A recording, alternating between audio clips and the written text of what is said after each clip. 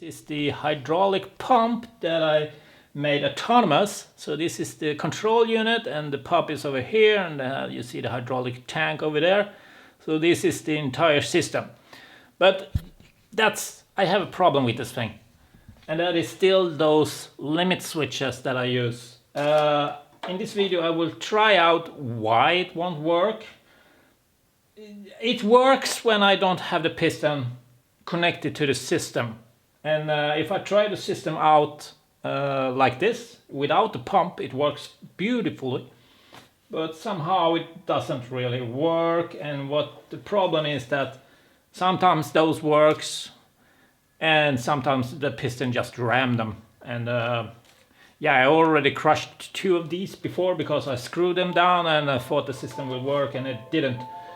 Yeah, so enjoy the video and see my mistakes when I'm trying to figure out what the hell is wrong with this thing.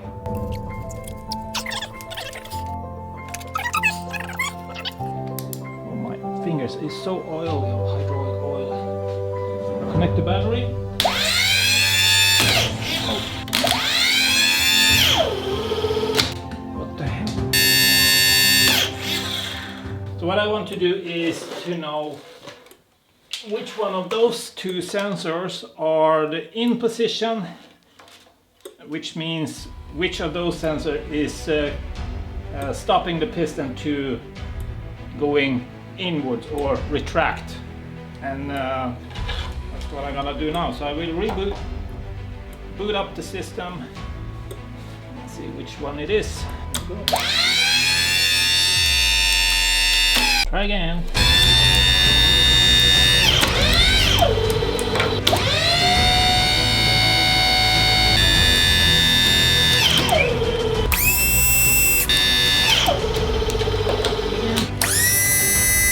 So number 1 is inwards and number 2 is out. I will mark them. So what I'm currently doing is I tape down the sensors. These are the blue ones over here and over there.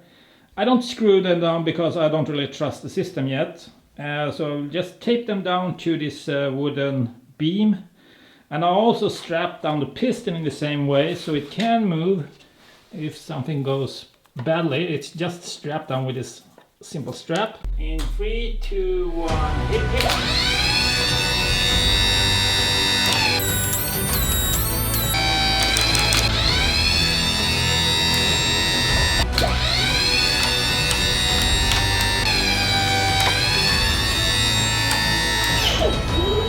Okie dokie homies, so here's my problem. You see the timer over there? That's the timer that's counting how long the piston's gonna retract or extend. So it's set it on 2 seconds for moment. But I may found the problem why the piston is ramming the sensors after a while, and that is because, check this now, I put the remote to the piston. So if I trigger the piston, the timer resetting itself. And that is, doesn't matter which way I put the piston on, it will reset and start over. The problem is that when it's resetting like that, it will automatically activate the piston, so the piston can move as long as the delay time before this comes on.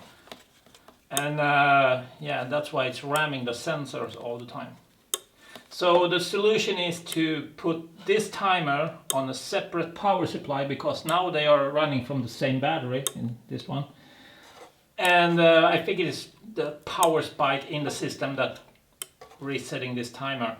Well, I left this on the shelf for 2 months due to other projects, but we are back and I will tackle the problem with this thing. And as I mentioned, it was those power spikes, and those coming from the solenoids, and we basically have 1, 2, 3, 4, 5, 6 of them, or 7 solenoids. And it turns out that those types of electronics, those relays and control boards, are extremely sensitive to that. They don't like it at all. So I had to rethink, and that's why I put it on the shelf for so long. But the only solution I find is to put a separate power supply for those control unit instead of having it on a same power supply as the other system. So for now it's basically running on the same battery, so I only have 2 cables connected to the battery and that powers everything. And that doesn't work. So what I've done is off camera I separate the power supply for the control unit, and the rest is basically running on this cord over here. But I put another power supply for those relays. So it works, but I still have an issue I will show you later on. And yeah, we're gonna start it up and see how it works.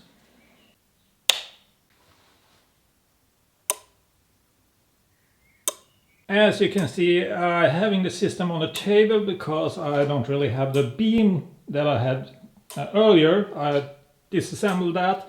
So what I've done, I strapped the hydraulic piston down to the table with those clamps, and I also put those switches, so the system should work. So I tried it now, so I will hold that in, and that will shut off one of those relays. And if I release, it's switching, so it works. I don't know if you noticed, but if you look closely, you can actually see the system is starting running immediately when I connect the cables to the battery. Connect the battery, and that was a problem. So what I did, I put a separate relay between the battery and the unit, so I can actually turn it off and on and off with this little switch over here. So if I pull this switch, the hydraulic piston will start operating, but as long as this is off, I can have the system running without having the piston running. So that's good. So I can terminate the piston if something go haywire, as I have experienced before. But anyway, I will run the system again and see if it works. Let's do this in 3, 2, 1, hip it.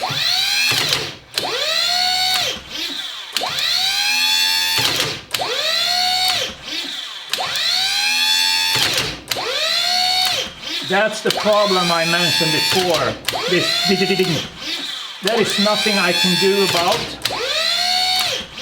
So that jumping you just saw in the piston is not coming from the electronics. It's just the design of this hydraulic system that's coming from the pump and the piston itself. You can go around this with adding new valves to the hydraulic line, but I don't want to do that for now because I have other stuff to do, as for example the pump.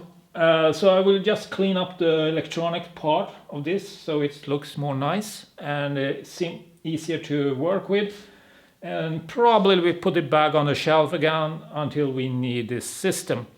But for now it works, I'm happy, and I will continue working on the pump issue. Yeah, you have seen in previous videos that we have this pressure drop in one of the sequences, so I will continue working on that.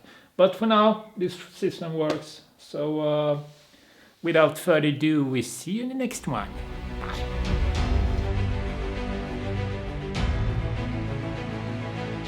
If you're afraid of having your fingers dirty, well, hydraulics is nothing for you.